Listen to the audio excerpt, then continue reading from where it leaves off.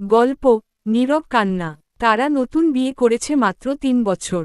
মিম এখনও সকালে উঠে তার স্বামীর জন্য চা বানায়, জামা আয়রন করে দেয়, আর অফিসে যাওয়ার সময় দরজায় দাঁড়িয়ে হাসিমুখে বলে, ভালো থেকো, সাবধানে যেও। তানভীর ব্যস্ত মানুষ, কর্পোরেট অফিসে কাজ করে। সারাদিন নানা মিটিং, কল, কাজের চাপ। মিম সব বুঝে, তাই কখনো অভিযোগ করে না। শুধু এক জিনিস ধীরে ধীরে তাকে নিঃশেষ করে দিচ্ছিল, তানভীরের মোবাইলের এক নতুন নাম। প্রথমে ভেবেছিল অফিসের কলিগ হবে, কিন্তু নামটা প্রায়ই রাতে আসে, তানভীর কানে কানে কথা বলে, মুখে এক অদ্ভুত হাসি, যা মিম অনেক দিন তার জন্য দেখেনি। একদিন গভীর রাতে তানভীর বাথরুমে গেলে ফোনে সেই নামটা আবার আলো জ্বলিয়ে উঠল, নেহা। মিম চোখ নামিয়ে নিল, কিছু জিজ্ঞেস করেনি, শুধু নিজের বুকের মধ্যে একটা অদৃশ্য ছুরির ঘা অনুভব করল। সেই রাতে মিম কিছু বলেনি, শুধু চুপচাপ পাশ ফিরে শুয়েছিল।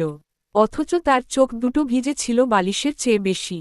পরদিন সকালে তানভীর খেয়াল করল, মিম চা দেয়নি, দরজায় দাঁড়ায়নি, চোখে মুখে হাসি নেই। কি হয়েছে?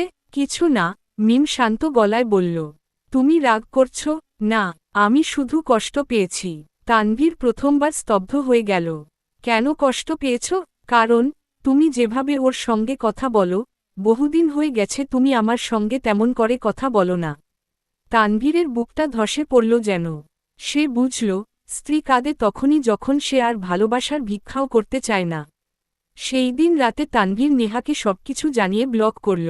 তারপর মিমের সামনে বসে বলল, ভুল করেছি, তুমি কষ্ট পেলে, আমি মানুষ হিসেবেই ব্যর্থ। আমি আবার শুরু করতে চাই, যদি তুমি চাও। মিম কোনো উত্তর দিল না, শুধু চুপচাপ এক ফোঁটা কান্না গড়িয়ে পড়ল। তবে সেটা কষ্টের কান্না ছিল না, সেই কান্নায় ছিল একটু ভাঙা বিশ্বাস, আর একটু মাফ করে দেওয়ার ইচ্ছা।